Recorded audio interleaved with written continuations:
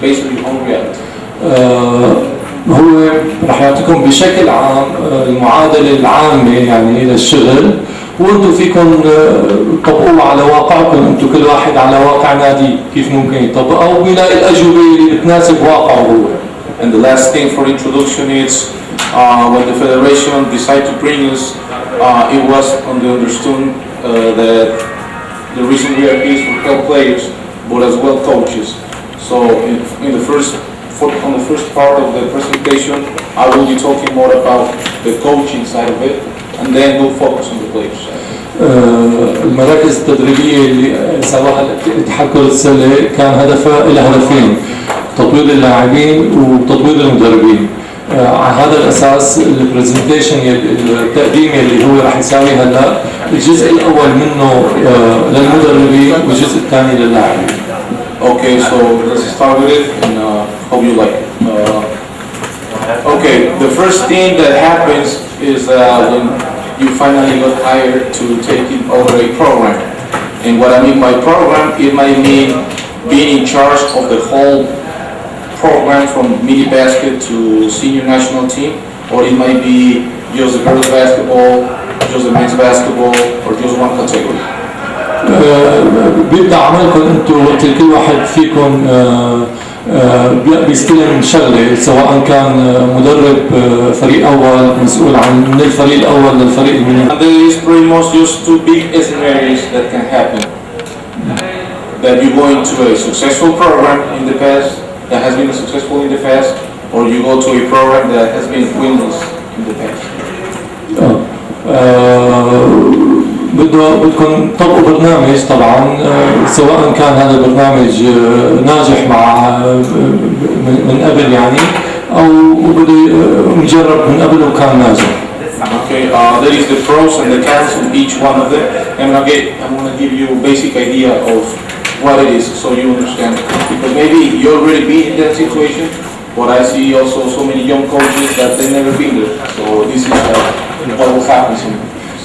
في مدربين كانوا يعني في معسكرات من قبل ممكن بيعرفوا هذا الكلام اللي راح يعطيه، وفي مدربين ممكن يكون جديد عليهم راح يعطي الاشياء الاساسيه.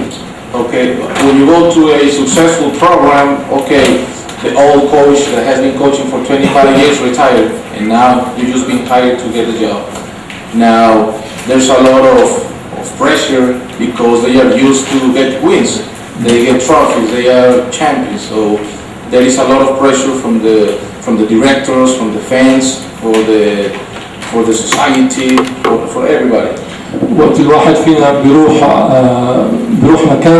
بيروح لمكان يلي قبله كان او المدرب اللي قبله كان مدرب ناجح عم ياخذ بطولات وفي عنده برنامج ناجح وعم يفوز ببطولات كثيره، وبيجي واحد منا بيستلم مكانه بده يكون عليه كثير ضغوطات من الاداره من الجمهور انه يحقق نفس النتائج.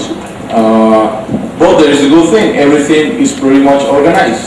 Everything has a place and a time to being care of. Like even the water is controlled, basketballs, like everything is controlled. So that's the good thing about going a program that has been successful in the past. بالحالتين سواء رحت على نادي له تاريخ كثير منيح بالانجازات او نادي لا اول مره يعني ما له انجازات، بالحالتين شغله منيحه، بالحالتين بتطلب منك انك تسوي الاشياء اللي راح احكي فيها. Okay, now the opposite happens when you go to a wellness program. Now winning might not be a priority, but you have to remember every day after day that being winning in a solid program, it will take some time. But things might not happen as soon as fast as you think. Okay, things are gonna take some time. And, because it's not usual, so you're trying to change all of it. بس تروح على نادي ما عنده تاريخ كثير من الانجازات والبطولات، الضغوطات بدها تكون اخف عليك يعني بالحالتين، بس بدك تشتغل لحتى تقدر تعمل نتائج يعني بالحالتين بتطلب منك نفس طريقة العمل.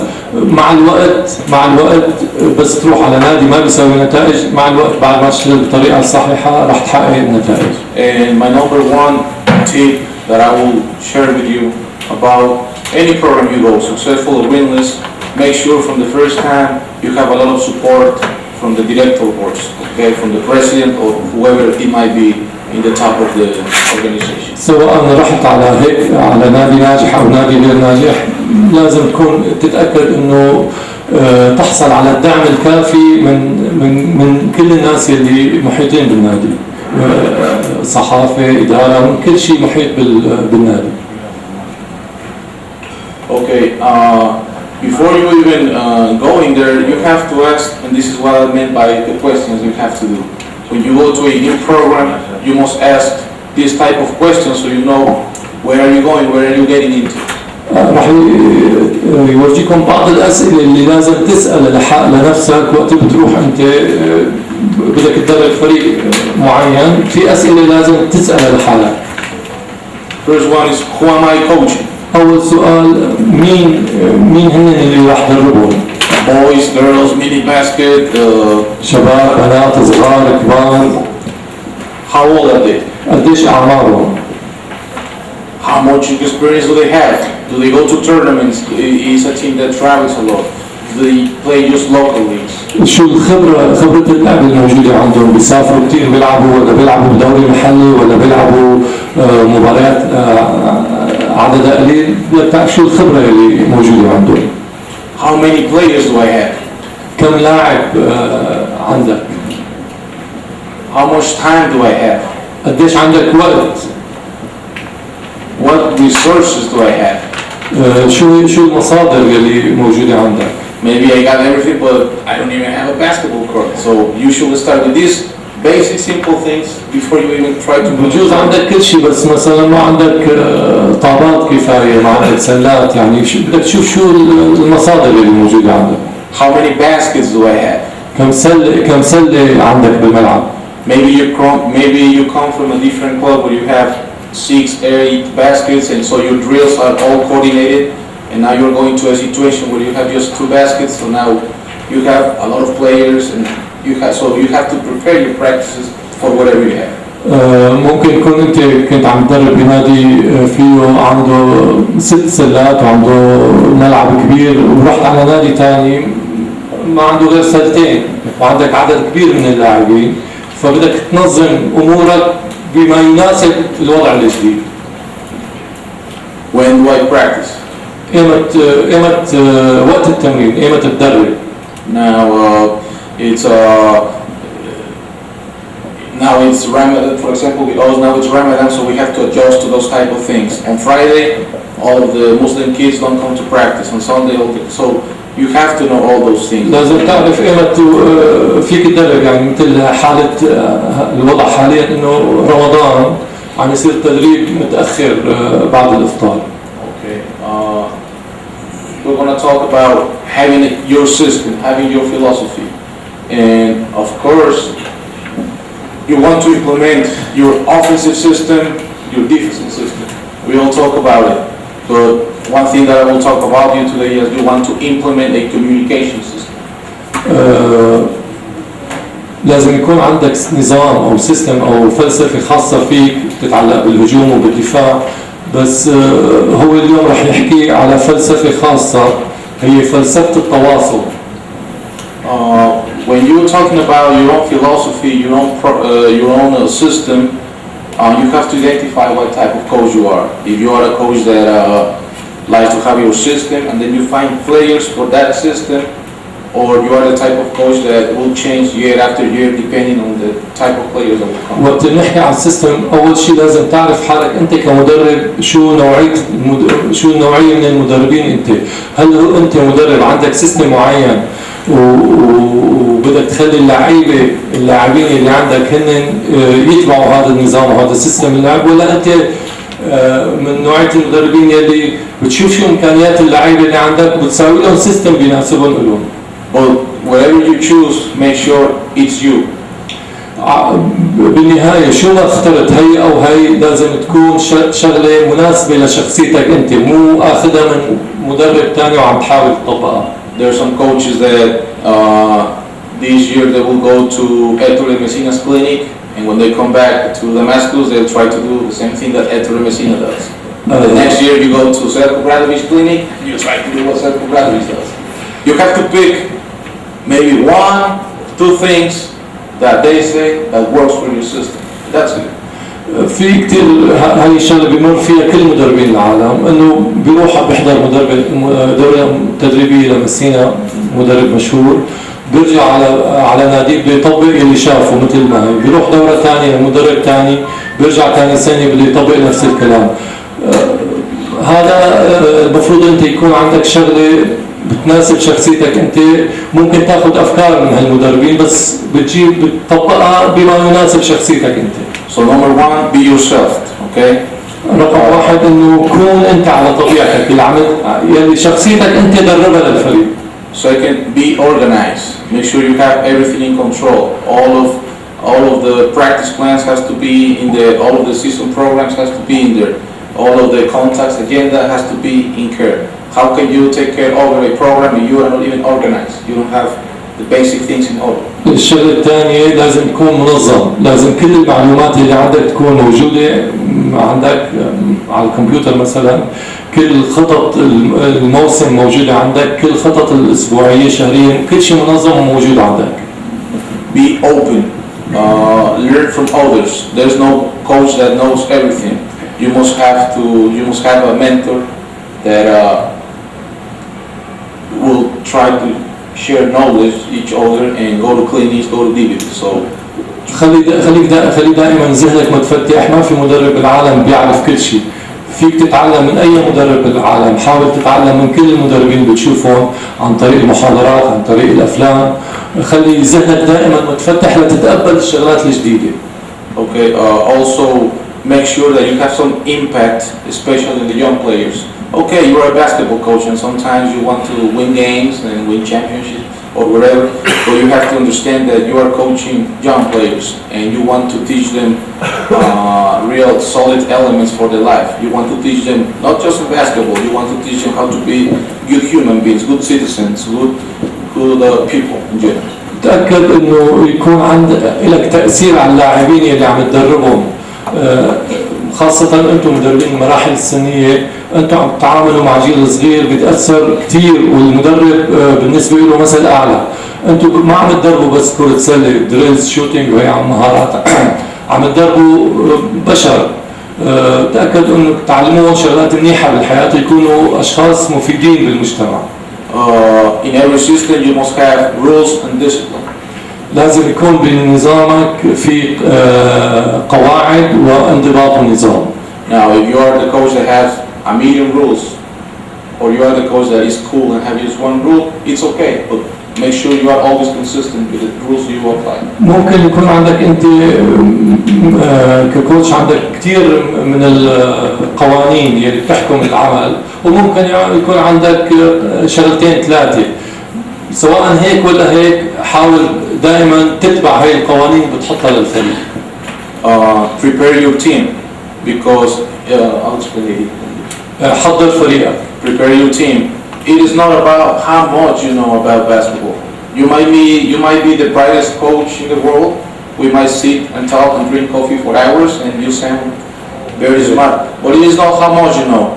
It is about how much can your players learn. And the most important is how your players respond on game. How do they resolve things?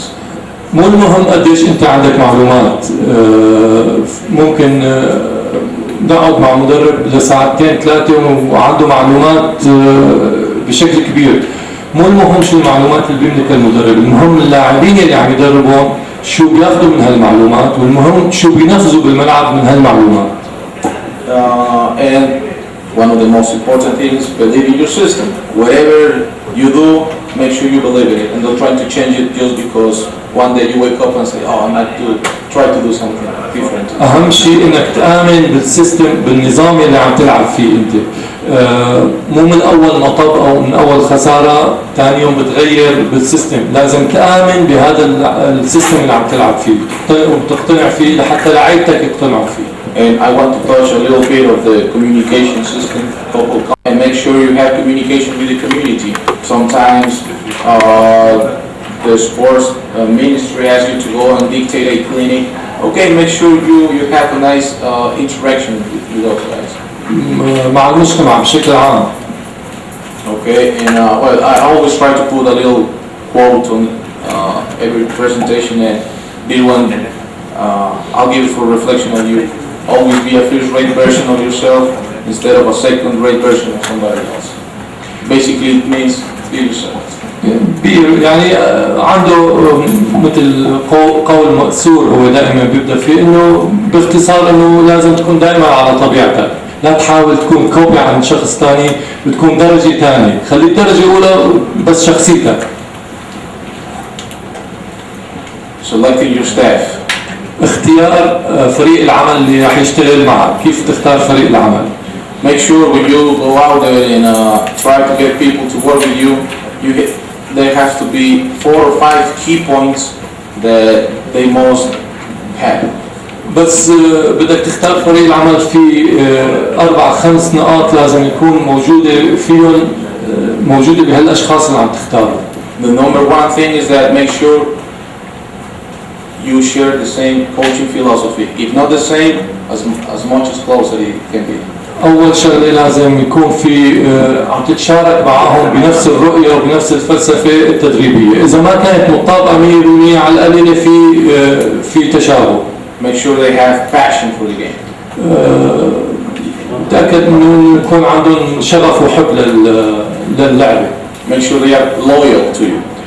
إنه يكونوا مخلصين إلك.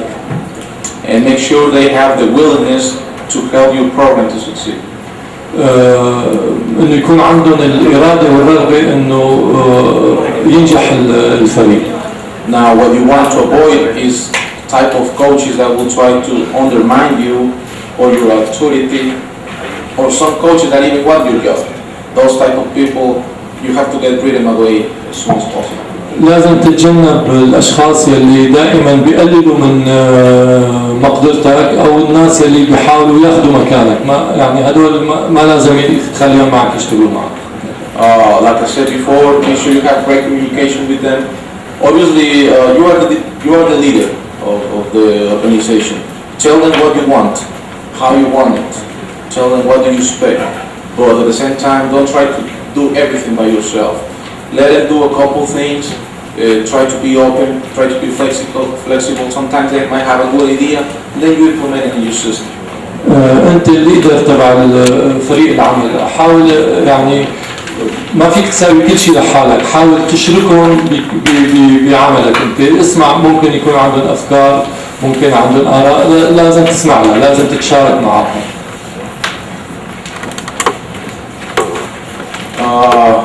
Changing attitudes. Now we're going to talk about a little thing.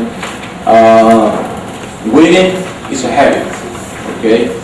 But let me tell you something. رح يحكي عن تغيير الشخصية أو الطباع. الفوز هو عادة، الفوز هو عادة. Winning is a habit, but as well losing. نفس الشيء كمان الخسارة كمان عادة، يعني الإنسان ممكن يتعود على الفوز وممكن يتعود على الخسارة. So if you're going to a program that used to last a lot, well, you expect to lose a lot. So it's a huge challenge that you have right now. أحيانا بيكون تحدي كبير بالنسبة لك وقت بتروح على فريق دائما بيخسر، فصارت عنده عادة الخسارة، فبده يكون تحدي لك كبير لتغير هاي الطبيعة، تغير هاي العقلية. So obviously it's going to take a lot of time, dedication and commitment. هيك وضع راح ياخذ منك وقت كبير وياخذ منك التزام كبير، لأنه التغيير كبير اللي يصير. And make sure you try to do something every day, like out of the box, like something that might inspire the players to change those habits that they have. Maybe come with motivational quotes. Maybe try to create a good you want to create a program where you have pride for it. Like not everybody can come to the club, and it's very selective with it, you know. And the small things as having all the jerseys, having maybe a nice sweater, a nice jacket, everybody traveling like that to practice. It gives you a nice pride, a nice atmosphere, and you start changing that. الوضع اللي عم نحكي عليه، انت رايح على فريق متعود دائما يخسر، الوضع هذا صعب. انت الوضع محتاج منك انك تسوي اشياء خارج الحسابات، خارج التدريب. يعني لازم تسوي اشياء شوي تلهم اللاعبين اللي عم تدربهم، تعمل لهم نوع من الالهام، تعمل لهم نوع من الكبرياء. انت فيك تبتكر اي شغلات، مثلا لبس موحد، اي افكار صغيره ممكن تخليهم يشعروا بالفخر للانتماء لهذا الفريق، حتى تقدر شوي شوي تغير لهم الشخصيه اللي متعودين عليها اللي كانوا عم يخسروا فيها دائما. And make sure, remember that no matter what happens, you have to stay positive day and after day. لازم دائما تكون ايجابي، شو ما عم يصير معك، شو ما عم تتعرض لعقبات، لازم تكون دائما ايجابي.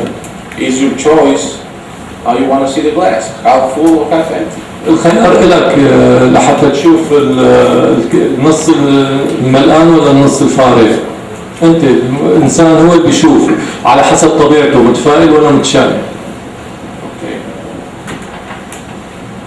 We're going to talk about setting goals.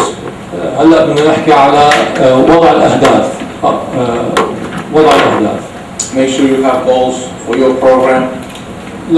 لازم تحط اهداف للفريق اللي عم تدربه. Make sure you have goals for your teams. للبرنامج بشكل عام وللفريق لازم تحط اهداف. And make sure you have goals for individual players. ولازم تحط اهداف فرديه للاعبين. Now what all this tells you that you must have a plan for it. هذا الكلام كله بيدلنا انه لازم يكون عندنا خطه عمل. Now once again, I'm not going to tell you what is a good goal. You work that on your club. هلا هو ما فيني يقول لكم شو الهدف المنيح، يعني هو ما فيني يحط لكم اهداف انتم، كل واحد كل فريق وكل مدرب له وضع خاص بيحط الاهداف اللي بتناسبه هو. But I will give you the 4 most common mistakes when it comes to about setting goals. بس راح يخبركم على الاربع اخطاء الشائعه اللي بيوقع فيها المدرب وقت بيبتدي يحط اهداف لفريقه. The first number mistake is goals are too big. اول خطا انه بيحط المدرب هدف كثير كبير على الفريق. The second thing about setting goals, the second mistake is that they are too many. Too many goals. ممكن الخطا الثاني انه حط اهداف كثيره. The other problem is that they are not as specific. The third is that the goals are not as specific. You just say, okay, I want to be a champion, but champion of what? ممكن الخطأ الثالث انك تحط اهداف مو محددة، مثلا انا بدي اكون بطل، بس بدك تحدد بطل شو، يعني الهدف لازم يكون واضح ومحدد. And the fourth, and I will say one of the most important for me is that they are not written. The mistake is not to write them. الخطأ الرابع انه الهدف انه ما ينكتب، يكون بس شفهي يحكي حكي، لازم يكون مكتوب واللاعيبه شايفينه يعني على كتابة. So make sure you write them and you make a plan of how you're going to get to those goals. So you have it, you see it, and you start working on actions to actually get them. لازم يكون عندك خطة، الأهداف موضوعة ومكتوبة، اللاعبين شافوها، هلا بنبتدي نشتغل كيف نحقق هاي الأهداف. And just to close it up again, once again, one more quote. Every ceiling, when reached, becomes a floor. So there's always new goals and new goals. دائما لازم يكون في أهداف جديدة، تقطع مرحلة حققت الأهداف، لازم دائما حاطط لنفسك أهداف جديدة. The next important thing, when you set goals, okay, you have to measure success. How you do it? هلا بدنا نحكي عن كيف بنقيس النجاح، مقياس النجاح. Okay, a lot of the times, and coaches, we get caught in a lot of success means how many wins and losses you have. وهي مشكلة كبيرة إنه نحن كنا بنعانيها، الناس بتقيس النجاح والفشل بعدد المباريات اللي ربحتها أو المباريات اللي خسرتها. And obviously, good coaching, teaching fundamentals, hard work, doing your job, doing everything. Okay, it will give you more wins. But you have to understand that not all of the coaches, we are blessed to have every year talented players to give us the wins. هلا انت كمدرب تشتغل صح بشكل كل يوم تبذل اقصى ما عندك، لاعبينك بيبذلوا اقصى ما عندك، عم تساوي كل شيء صح، بس احيانا ما بتكسب، احيانا مانك يعني موفق انك تكسب بعض المباريات، فمو دائما اللي بيشتغل صح رح يكسب. In young categories,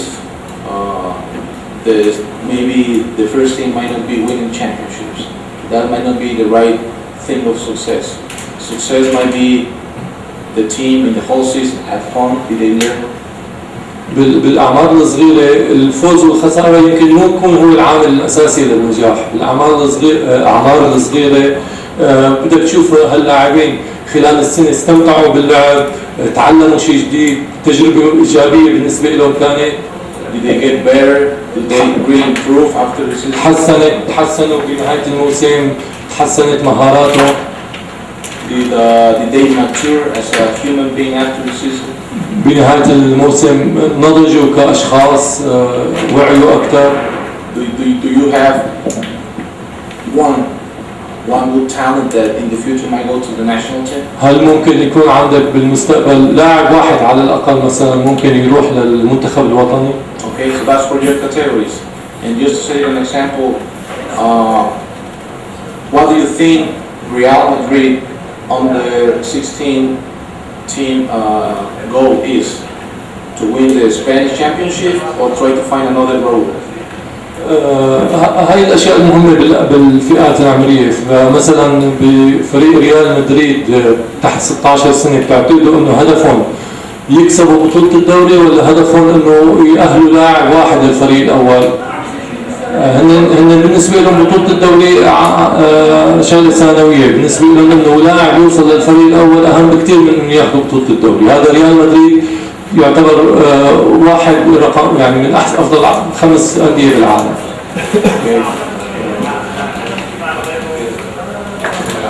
Now, after you've been working for a while and you want to see if you are success, you always want to have once again some questions, and depending on your answers, you want to see if you keep working the way you've been working or you have to modify it a little bit. بعد ما تشتغل لفترة بصير عندك أسئلة يعني إنه ماشي على الطريق الصحيح ولا في شيء تغييرات بدك تغيرها، بدك تعدل أشياء ثانية بالبرنامج. So I bring 10 questions that I even ask myself after a couple months working with the teams. بعد شهرين من العمل يعني بيسأل نفسه المدرب بعض الأسئلة ليقيم المرحلة اللي اشتغل فيها الماضية. Okay, in addition to winning a championship, does your team have any other goals? What are they? بالإضافة للهدف هدف ربح البطولة والدوري، فريقك عنده أهداف ثانية غير الفوز ببطولة الدوري؟ هذا أحد الأسئلة اللي ممكن تسأل. About their strengths and weaknesses? هل كل مساعد وكل لاعب يعرف رأيك عن نقاط الضعف ونقاط القوة؟ نقاط ضعفهم ونقاط قوتهم للمساعدين وللمدربين. Do your players know what a good shot is? Have you defined this? Does it depend on time and score? هل كل لاعب عندك بيعرف شو هو الجود شوت؟ Yes. 10 or 15 minutes early to get some individual shooting and ball handling work. Do you stay after practice? هل لاعبينك عم يبذلوا هذا الاكسترا تايم الوقت الاضافي 10 دقائق ربع ساعه قبل التمرين او بعد التمرين بيجوا لحالهم بيشتغلوا على نقاط ضعفهم بشوط بالدرب والهاند بيساوي اي اشياء مفيده تفيده وتقوي تعالج نقاط الضعف اللي عنده. During practice, are you an energy giver? Is your enthusiasm contagious to your staff and players? Remember, it all starts with you. How you want players to be active, move, and you are the first coach. You get to practice, and you are sending texts in the middle of practice or stuff like that. كل شيء بيبتدي من عندك انت كمدرب، هل انت مدرب حماسي متحمس دائما بالتمرين؟ هل عم تنقل الحماس هذا تبعك للاعبين؟ لان انت كل شيء بيبتدي من عندك، اذا انت مدرب متحمس تمرينك راح يكون حماسي، اذا انت مدرب قاعد بالتمرين قاعد عم تحكي بالتليفون الفريق راح يكون نفس الشيء. does your team continue to train during the season? فريقك خلال الموسم And stretch properly before all practices and games? هل الفريق عم يسخن ويسوي ستريتش قبل كل تمرين وقبل كل مباراة بالطريقة الصحيحة؟ Do you know how to really motivate your team to play hard and play well? تعرف كيف تحمس أو تخلق دافع لفريقك لحتى يلعبوا ويعطوا أقصى ما عندهم بالتمرين بالمباراة؟ Are you sure? أنت يعني لازم تتأكد من هالمعلومة، أنت متأكد إنك تقدر تحمسهم وتخليهم مندفعين دائما؟ Do you treat every player the same? عم تتعامل مع اللاعبين كلياتهم بنفس الطريقة؟ Okay, so these are maybe 10 easy questions that you can ask yourself after working some little time, and then whatever your answer is, then you might want to do a couple of changes. هدول تقريبا يعني 10 أسئلة بسيطة لازم تسأل نفسك بعد ما تشتغل مع الفريق شهر شهرين، لازم تطرحهم على نفسك وتشوف الأجوبة، أنت تجاوب نفسك. ممكن تلاقي حالك في أشياء أنت لازم تعدلها، في أشياء ماشي عليها بالطريق الصحيح. ممكن أنتم بنفسكم كمان غير هالأسئلة، هي الأسئلة هو نموذج اللي هو بيعتقد إنه لازم يسأل لحاله. كل واحد فينا ممكن يبتكر أسئلة يسأل لحاله ليقيم عمله بعد شهرين من التدريب.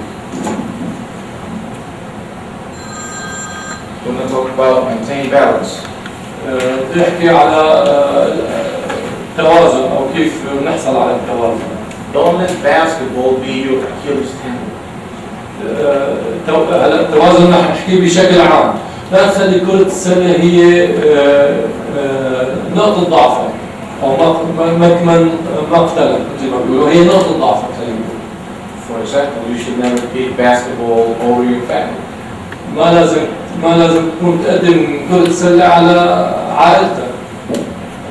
Understand what are your priorities. Okay, it's my job, I like it, but there is priorities. لازم يعني نميز بين الأولويات اللي عندنا. صح نحن كرة السلة عملنا وبنحبها، لكن في أولويات كمان بحياتنا. And this is especially like for young categories, because sometimes you have a great kid that works hard, his body structure is perfect, he might be a young talent for the future, but the coach is the type of coach that he will just be so minded on basketball that will scare the kid away. ممكن مثال يعني يكون عندك لاعب كثير موهوب بكرة السلة وله يعني خامة كثير مهمة، بس انت ممكن يكون نوع من المدربين بس انت عم تركز على كرة السلة، ممكن هذا اللاعب تخسره، يعني اذا ما قدرت تتواصل معه، يعني في امور ثانية بالحياة غير اللعب. Okay, on this, for the first half, like I said, we've been just talking about just the coaching, okay? We finished the first. Yeah, we just finished like the coaching side. Now we're going to concentrate a little bit on how to develop it for the players. هذا بما يخص المدربين، اللي حكينا لهلا هاي الاشياء اللي بتخص المدرب، هلا رح نحكي على الاشياء اللي بتخص اللاعبين، كيف ممكن نطور اللاعبين. So we're going to focus on this. And you have to remember something when you, and especially like for practice time, you have to remember that when players here, they forget. لازم هلا عم نحكي عن كيف نطور اللاعبين.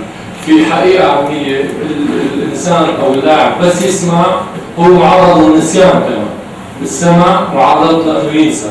You might be the type of coach that before practice you want to have a little talk, and you might be planning 2 or 3 minutes talking before practice, but it needs to be 25 minutes practice because you start talking about all type of situations and you just talk and talk and talk. Players don't learn like that. كل مدرب قبل التمرين ممكن بيعطي ملاحظات عن التمرين بالبداية. في مدربين أحيانا بينسى حاله، بدل ما يحكي دقيقتين 3 ممكن يقعد يحكي ربع ساعة عن أشياء بيساوي بالتمرين. اللاعبين طبيعة البشر إنه بينسوا، ممكن ينسوا كل هذا الكلام اللي حكيته. مو هي الطريقة اللي بتعلم اللاعب، يعني مو الحكي هو اللي بيعلم اللاعب. When you see, you remember. وقت بتسمع أنت معرض إنك تنسى، بس تشوف تتذكر. الرؤية النظر بيخليك تتذكر. You have a lot of repetitions. Obviously you want to correct, but make sure they have a lot of reps. You don't want drills where you have kids sitting there for 2-3 minutes before they even go again.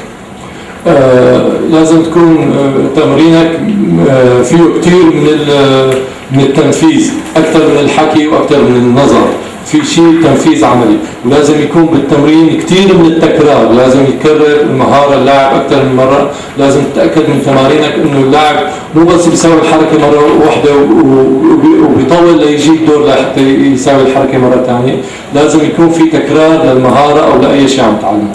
So make sure when you go to practice, well, what I would practice will be, well, I would practice is where my players work hard, they concentrate, they talk, the most important they compete. شو هو تعريف التمرين الناجح والتمرين الجيد؟ التمرين الناجح هو التمرين اللي اللاعبين بيبذلوا أقصى جهد فيه وبيصير نوع من التواصل بينك وبينهم وبين بعضهم وبيتنافسوا فيه. Make sure we put attention on the word compete. I don't want you to understand it the wrong way again and think that compete means like always win to win to win. It doesn't work like that. التنافس ما عم نعني فيه انه دائما فوز وخساره، في كتير طرق للتنافس غير الفوز والخساره. Make sure they go hard every time they do the drill. Make sure they try to get better. تأكد انه دائما لازم يبذلوا اقصى ما عندهم، دائما التنافس بيناتهم موجود لحتى يقدروا يتطوروا. Okay, now what I bring, okay, before we even go into this, once again, Coach Tani told you that, okay, the first time to make an evaluation of the players will be when they are 8-9 years. Okay, once you have them, what do you do? Now when we work, I bring a simple program for players when they are 8 years old until they get 20 years old, okay? So we want to kind of watch it. Once again, this will be available online so you can get through it. And you have to remember, this might not be like the truth. If you have to if you feel you have to change something, well, change it.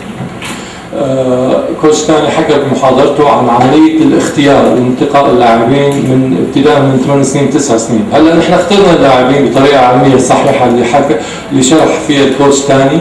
هلا شو البرنامج التدريبي اللي بدنا نطبقه على هذا اللاعبين؟ لأن إذا بتتذكروا مثل ما حكى ممكن أنت تكون اخترت اللاعبين بالطريقة الصحيحة بس ما طبقت برنامج تدريبي علمي صحيح، تلاقيهم اللاعبين ما عم يتطوروا. فهلا بده يحكي عن البرنامج التدريبي من 8 سنين ل 20 سنة، والبرنامج راح يكون هذا نموذج عن البرنامج، مو هو يعني شغله لازم نطبقها مثل ما هي 100%. في اشياء ممكن انتم تعدلوا فيها بما يناسب واقعنا يعني. واضحة الصورة عندكم؟ Okay. You will have it available. راح نخليها على الموقع وراح نخليها بالاتحاد يعني هلا بس ناخذ فكرة عنها. We have the phase ages since they are 8, 9 years old, 9 and 10, 11, 12, 12 and 13, and 13 and 14. عندنا 5 فئات أعمار 8 ل 9 و9 ل 10. عندنا 5 فئات من 8 ل 14 سنة. So there's what I did is give basic concepts and mark the age you should work on it. Now it's your responsibility, it's your imagination to go there and look for drills to work with this. هو هاي الأشياء الأساسية يلي حاطط إكس عليها، الأشياء الأساسية اللي بدنا نشتغل عليها على حسب الأعمار، لكن التمارين اللي بتحقق هالأشياء وبتخليك توصل للأشياء هاي راجعة لمخيلتك أنت وخبرتك كيف بتختار التمارين اللي بتوصلك لهذا الكلام. If you cannot say it, I will read it. The number one thing is work on the players' basic standing offense. أول عنصر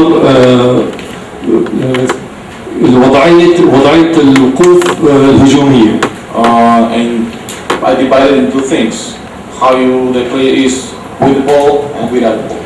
إلى قسمين، رقم واحد مقسوم إلى قسمين، مع الكرة ومن دون كرة. Okay, and I also mark the ages you should start working on it. الأعمار اللي لازم تبتدي بالشغل معاهم على وضعية الهجومية مع الكرة ومن دون كرة حاطط عليها إكس من 9 لل 14. 8 9 ما في. The second thing is how to catch and control the ball. العنصر الثاني مسك الكرة وكيف السيطرة على الكرة. We work on catch, control and protect the ball. بتتجزأ لثلاث أقسام: إمساك الكرة، السيطرة على الكرة، حماية الكرة. كمان حاطط إذا ملاحظين الإكسات على الأعمار يلي راح لازم نشتغل عليها. لاحظوا إنه السيطرة على الكرة ما في بعمر 8 سنين 9 سنين ما في. Number 3, offense footwork. You want to work on how to do starting the dribble. هلا رقم 3 عمل القدمين، عمل الرجلين مع الكرة. ستارت دربل، تنطيط، الوقوف مع الكرة من دون كرة. How to stop. كيف توقف. How to stop without the ball. كيف توقف مع الكرة، كيف توقف من دون كرة. How to pivot. كيف ترتكز pivoting. How to change direction without the ball. تغيير الاتجاه من دون كرة. How to change the rhythm. كيف تغير السرعة. How to get open. كيف تفضي نفسك. With cutting, backer, beaker. كيف تنقسم لثلاثة بالقطع الباك دور اللي هو من الخلف، والفي كات. هاي كمان نفس الشيء. شوفوا العمر الصغير في اشياء ما بنشتغل فيه، يعني هاي احد الاخطاء اللي بنقع فيها كل المدربين، كلنا الصغار. في اعمار ما لازم تشتغل معه، بتكون عم تضيع وقتك اذا عم تشتغل فيها. عمر 8 سنين ما بنشتغل معهم هيك اشياء، في اشياء ثانيه بنشتغلها معهم. Pass. التمرير. All type of passes. With 2 hands chest pass, 2 hands bounce pass, 1 hand over the head, behind, all type of passes. كل انواع الباسات، بيسبول باس، اوفر هيد باس، من فوق الراس، الباس الارضي، كل انواع الباسات مجازينا هذا، وحاطط لكم مع انواع اعمار بنشتغل. Okay, and once again you can see how I mark it, the right age they should work on it. Now, once again, it's your choice, your freedom, your system to pick the drills you want to do. طبعا احنا عم نحكي على هذا بيسموه ماستر بلان او الخطه الرئيسيه الكبيره. تجزئتها هي انتم كمدربين انتم عليكم مهمه تجزئتها. مثلا بنشتغل على التو هاند باس، انت لازم تعرف التمارين اللي بنشتغل فيها، انت ومخيلتك، انت وابداعك كمدرب تختار التمارين يلي بتعلموا هي المهاره. Number 5, dribble. التنطيط. For now, I just decide to put basic dribble, the basic position, speed dribble, and protection dribble.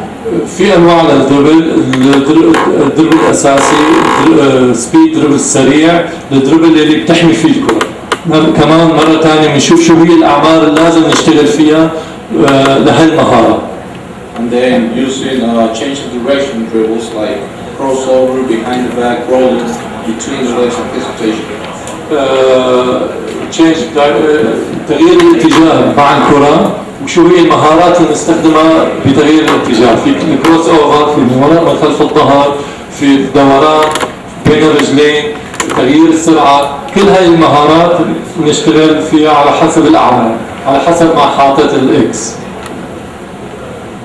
Shoot. التسديد. Layers. All type of layers. Okay. Ball fakes. التسديد، اللي اب، البول فيكس، كل هالاشياء مجزأة ومحطوطة على انواع اعمار لازم نشتغل عليها. And finally, type of screen, off the ball screen, on the ball screen. الحجز. Situations, land screens, cross screens, all that. الحجز على الكرة، حجز على الكرة وحجز بعيد عن الكرة. خلينا نلاحظ انه في اشياء ما لازم نشتغلها بالمرة غير لحتى نوصل لعمر 12-13 سنة، مثل اون بول سكرين سكرين على الكرة مثلا. بنشوف مدربين لأعمار صغيرة ما بيقدر يفهم إذا عم تعلم عليها عم تضيع وقتك. لازم تختار الوقت المناسب لتعليم المهارة المناسبة. Defense type of situations. Defensive style, defenses like on the ball, all you can see. Okay, all كل شيء مجزأ. الدفاع كل أنواع كل مهارات الدفاع، الوقوف، التحرك، الدفاع على الكرة، الدفاع بعيد عن الكرة، وإيمتى بأنه عمر لازم نعلمه للاعب هالأشياء. My point with all of this is, as you can see, everything is planned, everything is marked. So planning is very important. الفكرة يا شباب من كل هذا الكلام إنه كل شيء مخطط له. هذا كنا عم نحكي فيه شيء قبل شوي، إنه أنت لازم تكون منظم، ولازم تكون كل المعلومات موجودة عندك مكتوبة. كله هذا بأول السنة أنت مخططه وحاطط الخطة السنوية كلها. أنت عندك فريق عمر 14 سنة، تعرف شو هن المهارات اللي لازم تدربوا عليها. بنهاية الموسم لازم يكون هالمهارات بيعرفها. أنت كيف بتجزئها بشكل شهري، بشكل أسبوعي، بشكل يومي، راجع على ظروفك أنت. Just to set an example, for example, what is this one? Strong side and weak side type of different situations. You should start working, what I believe, when players are 11 or 12 years old. عم يعطي مثال على الحكي اللي حكينا. السترونج سايد والويك سايد بالديفنس، الجهة القوية والجهة الضعيفة بالديفنس. لازم نبتدي تعليم هالمهارة أو هالفكرة من عمر 11-12 سنة.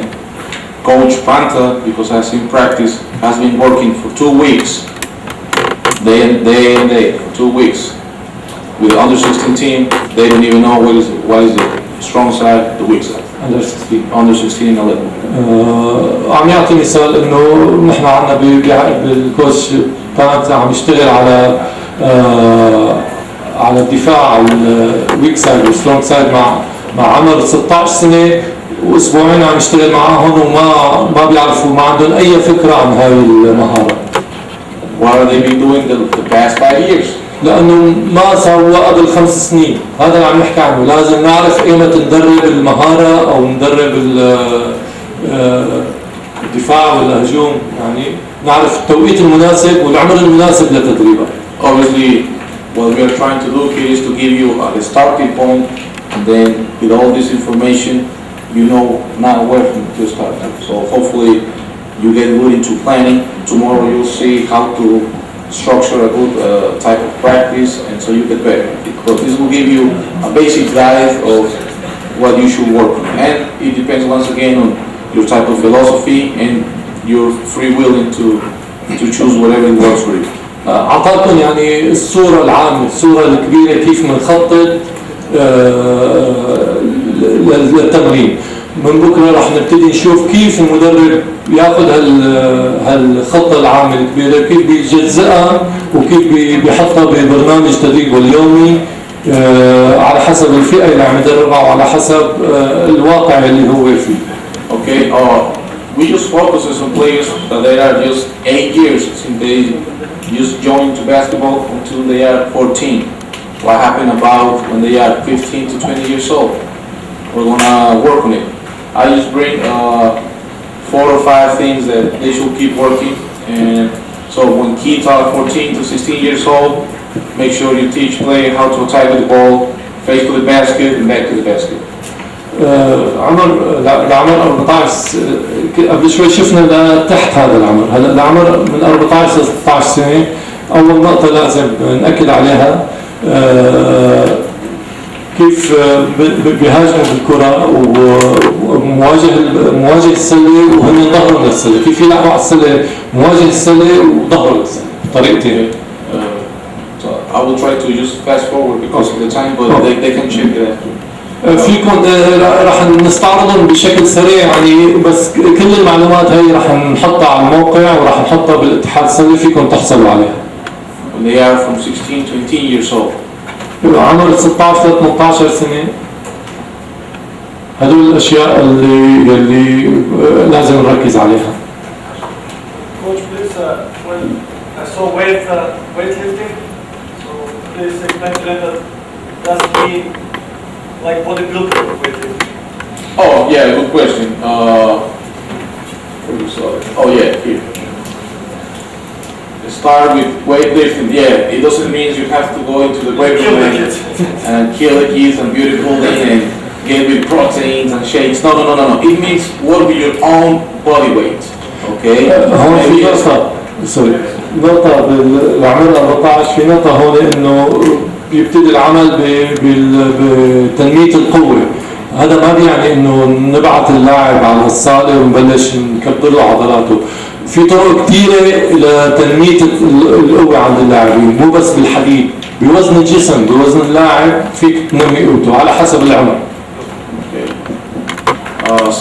The most interesting point that I found when they are 16, 18 years old is this: development of a winning spirit. Okay, when they are 16, 18 years old, that's when you start to put them on the head. Okay, now it's time to win. بهذا العمر كتير مهم انه نبتدي نطور فكرة اساسية مهمة عند هذا العمر، انه يكون عندهم روح الفوز. انت علمتهم لهذا العمر تعلموا كل شيء بيتطلبوا الفوز، انت هلا لازم تبني لهم الروح اللي بترغب بالفوز. Because now it's serious basketball. Everything before that, okay, it's getting better, it's getting fun in games. Now it's serious basketball. So كل شيء قبل هذا العمر كان بيتعلق بالتطور بالتعلم، مرحلة بتختلف. هل من هون وطالع نبتدي لازم نفكر بالفوز وبروح الفوز. When they are 18 to 20 years old, well, that's the top of the senior.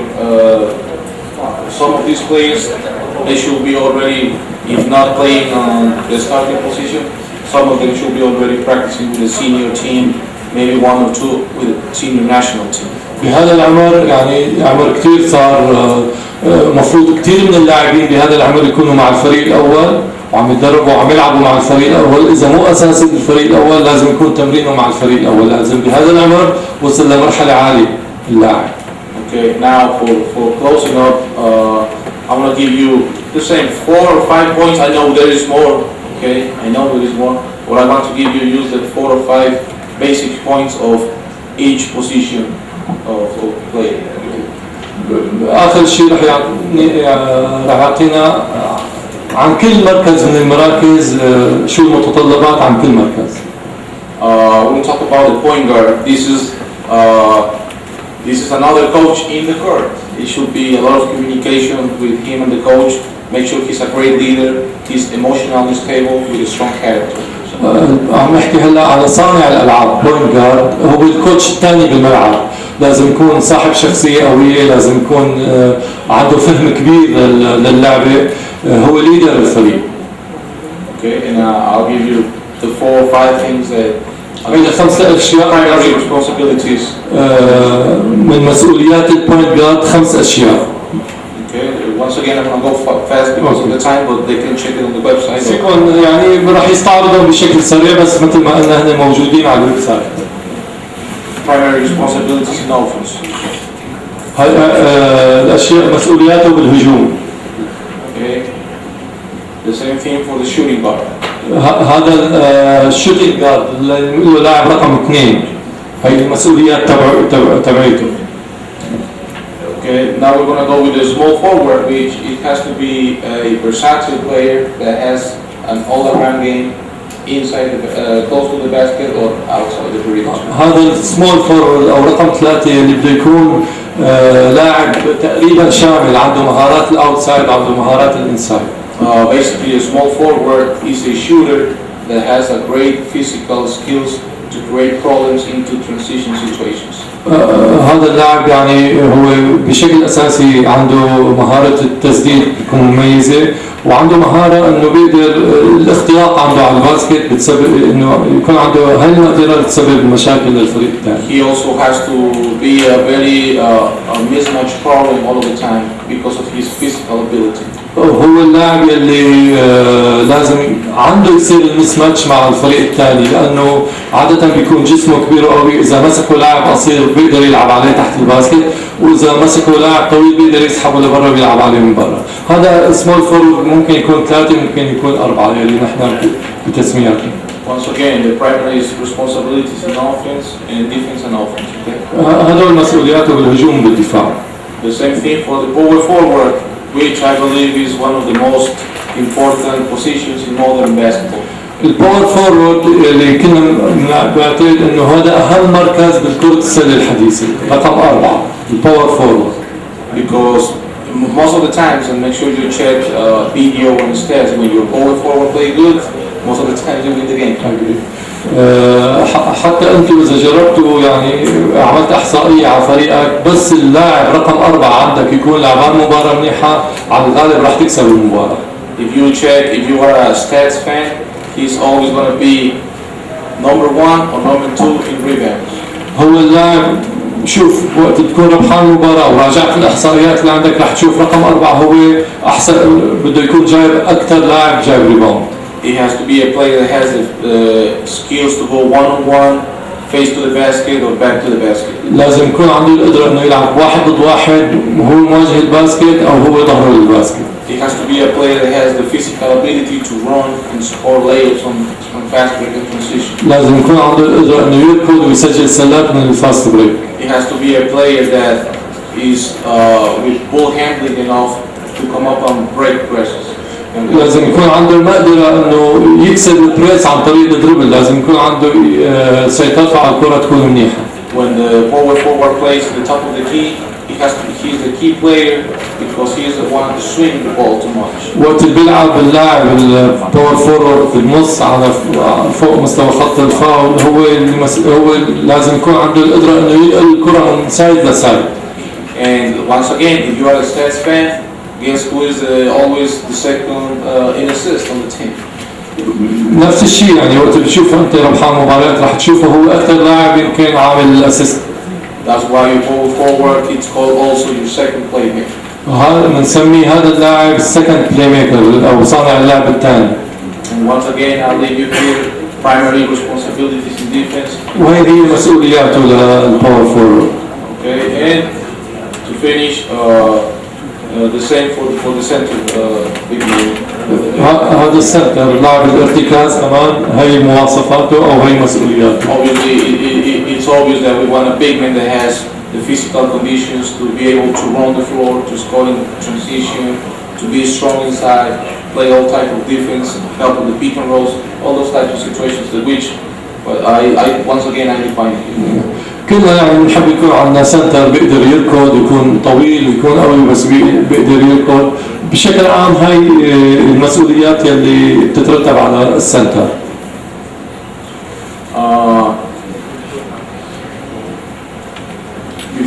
The most important thing that I want to share to you today is about, if you notice, everything is about planning. Setting your goals, writing, make a plan, how you're going to achieve goals, where you're going to work on, be specific. مثل ما شفتوا إن كل شيء بيعتمد على التخطيط.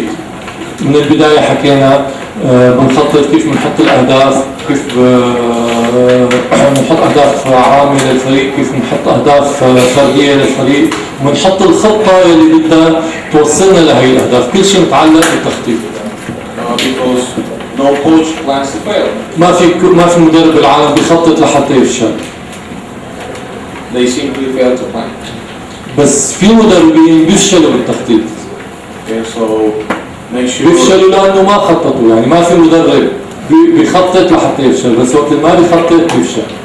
Make sure you always, once again, you have a plan, written, you stick to it, and you always ask all these type of questions that we saw, so so you know if you're going into the right thing or not into the right thing. مثل ما شفتوا يعني من بداية المحاضرة دائما لازم في تقييم لعملك، لازم تسأل نفسك الأسئلة اللي شفناها بعد كل مرحلة لحتى تقيم أنت نفسك، أنت تلاقي الأجوبة بنفسك على المشاكل الموجودة عندك، تقدر تساوي تعديلات، تقدر تساوي تحل مشاكل موجودة بالفريق.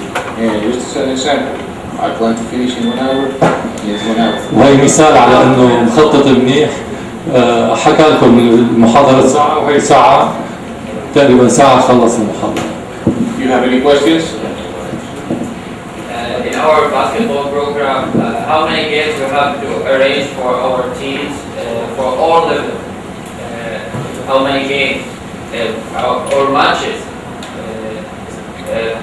for all season, for all levels, we have to arrange for them? Okay, well, In your opinion? yeah, for young categories, I have rules that will tell you. I didn't bring it with me. I will give you an email. I will give it to you. But just to give you an example, for young categories, when they are 8 until they are 11 or 12 years old, you must play a game after every 20 hours of working.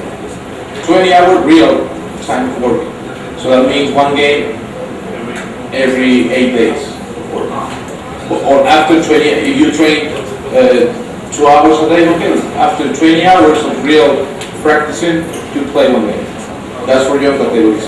But once again, it's a good question. I have the rules that we give you parameters to give you an idea, so I can give it to you. What about the percentage of how much when we have to take care about winning of the game? What's the percent of these situations when we have to take care about and to teach our players how to win the game? Well, which level we have to take care about this point? yeah, when they are into an age when we are playing serious basketball, and you are into about 16 years old, you want to start teaching the basic willing to win. It's not that they must win. You want to start now practices to get a little bit more competition, so they get that feeling. But it's not about wins and losses. Once again, what if you just winning because you have one good kid that can win the games? But you are not teaching nothing. You are just winning games on a 2-3 something. Does that make you a good coach?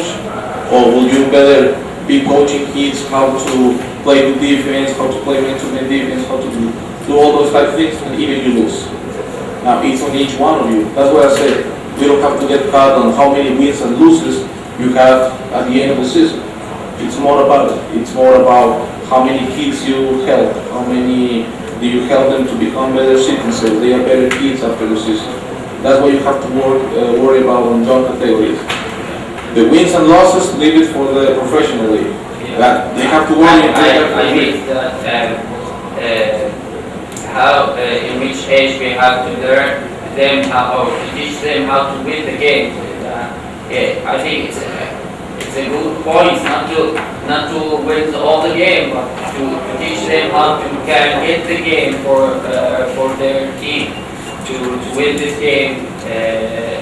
Also, I think it's important not in mini basket or under 40, but also for on 16, under 16, under 18, they have to start to think how to win in the game. Yes, I agree with you. What I mean. I think under 16 for me will be a good time because now you're Not to win all the games or win championship, but some games. Yeah, no, I agree with you. Under 16, I think that's when you're starting to play real basketball, structured basketball. So then that thing has to start being a part of the day-to-day life, the winning concept. غير سأل سؤالين. السؤال الأول إنه قديش عدد المباريات لازم نخلي فريقنا يلعبها خلال الموسم ببرنامج تدريبي، كم مباراة لازم يلعب الفريق يلعب دربه؟ الجواب إنه بالنسبة للأعمار الصغيرة بشكل عام المبدأ إنه بعد 20 ساعة عمل ممكن لازم يلعبوا مباراة. 20 ساعة عمل يعني تقريبا 8 أيام تدريب يلعبوا مباراة. السؤال الثاني، من أي عمر لازم نعلمهم أهمية الفوز والخسارة؟ هلا هون الجواب العملية مو عملية فوز وخسارة بقد ما هي الرغبة بالفوز. يعني ما نحن لازم نعلم اللاعب إنه لازم يكسب بأي وسيلة. المكسب والخسارة انه بأي وسيلة لازم نكسب. في مفهوم للمكسب والخسارة انه لازم نعلمهم الرغبة. احيانا بتعمل انت كل شيء ما عندك بس ما بتكسب، بس المهم انت ساويت، الرغبة موجودة عندك لانك تكسب المباراة. هذا الموضوع مهم. هاي الشغلة بنعلمها للاعب، يعني 16 سنة ل 18 سنة هي افضل وقت انه نبتدي نحكي فيها مع اللاعبين. قبل هيك الموضوع بيتعلق بموضوع التطوير والرغبة والتعلم، يعني بأعمار صغيرة ما بندخل معهم بموضوع الرغبة بالفلوس.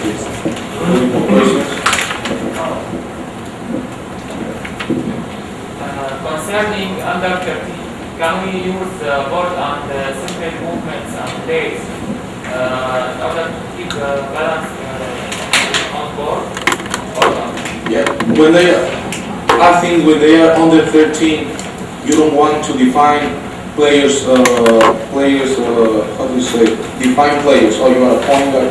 You want to define court positions. Okay, you want to define spacing, work on everybody works face to the basket. And why not? You implement a motion offense where everybody moves, everybody cuts. Well, yes, but once again, when you start going into maybe 16, that's when you start maybe selecting what type of player you want in the future. When they have 12, 13, 14, you define court positions, not player positions. السؤال انه فينا نستخدم البورد وشرحه على البورد لفريق عمر 13 سنة. الجواب اصلا انت وقت عم تقول بدي استخدم البورد معناتها انت عاطي خطط لعب للفريق ومحدد مراكز للاعب رقم 1 ورقم. انت بهذا العمر ما في شيء اسمه مركز 1 و2 و3، انت بتعلمه بهذا العمر اهم شغله اللي هي سبيسنج، المسافات، كيف وين يوقف وكيف يتوزع. ما في شيء اسمه بوينت جارد وسنتر فانت بهذا العمر الفكره انه تعلمه موقعه بالملعب بغض النظر شو، ما في شيء اسمه تسميه لهذا اللاعب.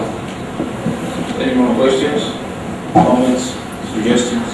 اي شيء يا شباب، غير اسئله، تعليق، اي شيء. ثانك يو كوتش، شكرا، يعطيكم العافيه. بكره الساعه 10:30 كمان اول محاضره 10:30 بالقاعه.